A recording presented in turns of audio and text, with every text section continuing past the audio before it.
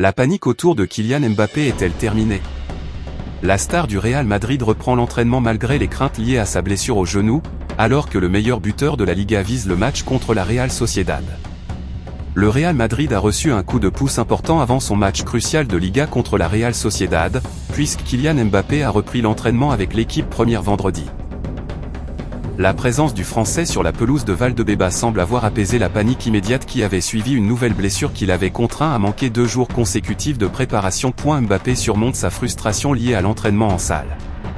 Le vainqueur de la Coupe du Monde avait été absent à l'entraînement ces 2 derniers jours, faisant craindre qu'un problème récurrent au genou ne l'écarte des terrains pendant une période cruciale de la saison.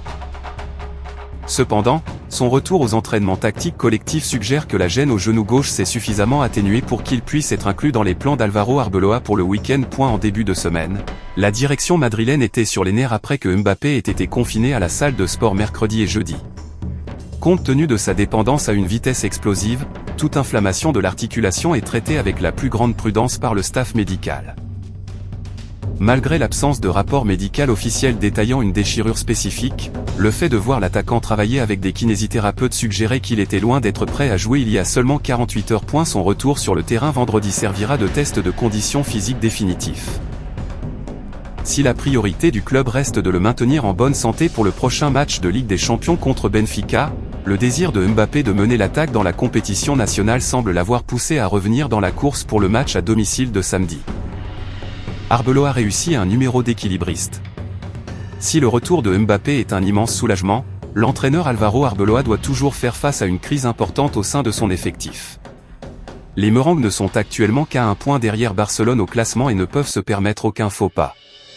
Le défi est d'autant plus difficile que Jude Bellingham, Rodrigo et Eder Militao sont tous encore en phase de rééducation et manqueront le match contre la Real. Il y a toutefois eu une autre bonne nouvelle sur le terrain d'entraînement, puisque le défenseur Raúl Asensio a repris le travail après avoir souffert d'une grippe. Bien qu'Asensio ait joué récemment malgré une légère fissure au tibia, Arbeloa pourrait tout de même décider de faire tourner sa défense maintenant qu'Antonio Rudiger est de nouveau disponible, d'autant plus qu'Asensio ne pourra pas participer au déplacement à Lisbonne en milieu de semaine en raison d'une suspension européenne. Les stars de l'académie prennent le relais pour combler le vide. Compte tenu du nombre important de blessés dans l'équipe senior, Arbeloa s'est une nouvelle fois tourné vers le centre de formation pour renforcer son effectif.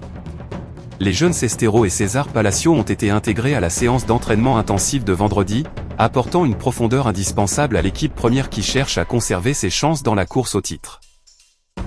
L'intégration de ces jeunes issus du centre de formation souligne la pression qui pèse sur une équipe dont la profondeur a été mise à rude épreuve ces dernières semaines. L'équipe médicale continue de surveiller la réaction de Mbappé à la charge de travail de vendredi.